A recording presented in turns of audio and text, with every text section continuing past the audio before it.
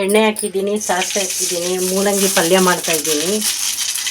ಇವಾಗ ನೋಡಿ, ಈರುಳ್ಳಿ, ಕರಿಬೇವಿನ ಸೊಪ್ಪು, ಹಸಿಮೆಣಸಿನ್ಕಾಯಿ ಹಾಕಿದ್ದೀನಿ. ಸಿಂಪಲಾಗಿ ಮೂಲಂಗಿ ಪಲ್ಯ ಗ್ಯಾಸ್ಟ್ರಿಕ್ಗೆ ಒಳ್ಳೆಯದು.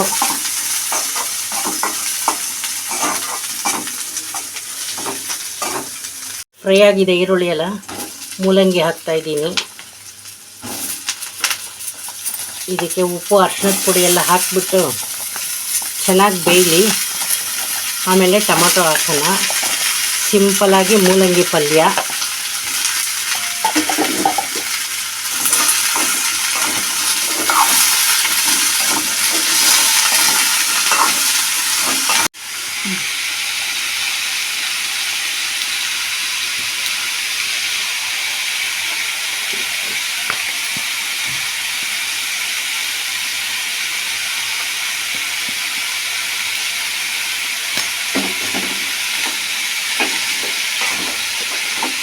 ಒಂದು ಅರ್ಧ ಗ್ಲಾಸ್ ನೀರು ಇಡೋಣ, ಅದು ಬೇಯೋದಕ್ಕೆ.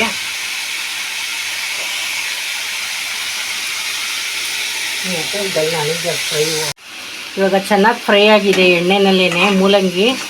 ನೀರು ಹಾಕ್ಬಾರ್ದು, ಅದರಲ್ಲೇ ನೀರು ಬಿಟ್ಕೊಳ್ಳುತ್ತೆ. ನೀರು ಹಾಕ್ಬಿಟ್ರೆ ಟೇಸ್ಟ್ ಹೋಗ್ಬಿಡುತ್ತೆ.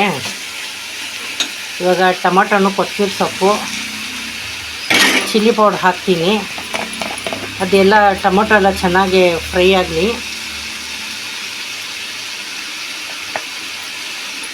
ಫ್ರೈ ಆದಮೇಲೆ ತೋರಿಸ್ತೀನಿ ಇಲ್ಲ.